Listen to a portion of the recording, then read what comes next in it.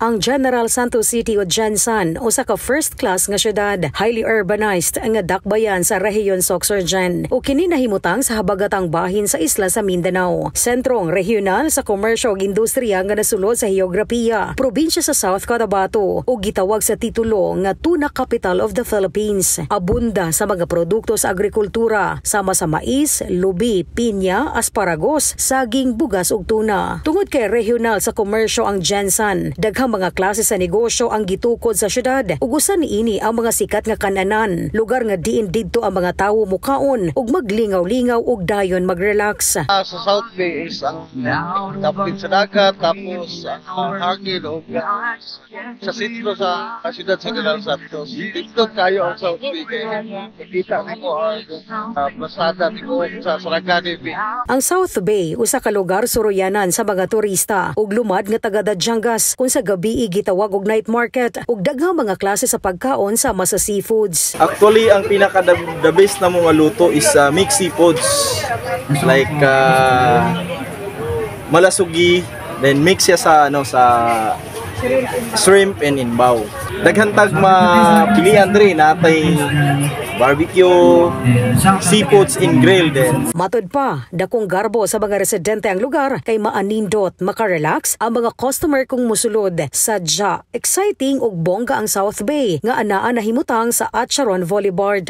So, sa tanan nga taga Gensan or taga lain nga lugar, adlaw-adlaw bibo ta diri sa South Bay Tabay. Kung gusto nato mag B-side, mulanghap o hangin sa dagat, natay B-side dito. Kung gusto nato nga sound trip, natay adlaw-adlaw nga banda.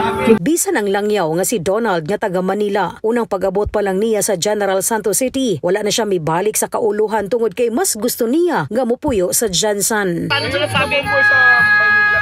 Kung sa ibang anong tawag dito, mga sa Davao City, malayo yung lugar, ang hirap pumahan. Dahil dito, malapit lang po. Among gipangutana nganong dili na siya ganahan mo balik sa Manila ang iyang tubag. Siyempre, polluted. Ibang takbo ng ugali ng tao.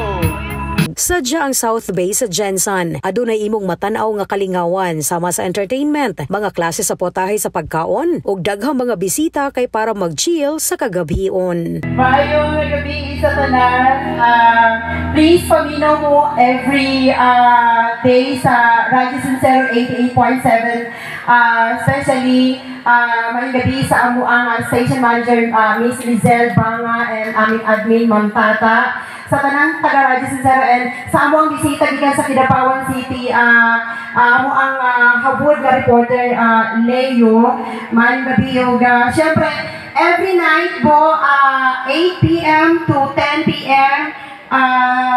Dear Miss A sa Radyo Sincero po, nagbabasa po ako ng letter ng mga sender natin at nagbibigay ng mga advice para sa mga letter sender natin. Maraming salamat po at magandang gabi. Kini nga balita hatod gikan sa Nance Herbal Products. Ang U8 Herbal Capsule usa ka herbal supplement capsule nga naghatag og suplemento sa panglawas tungod kay makaayo sa usa ka sakit ilabi na sa kidney. Ako si Lizelle Anion Banga. Basta balita, Radyo Sincero. Basta guwapo, sincero.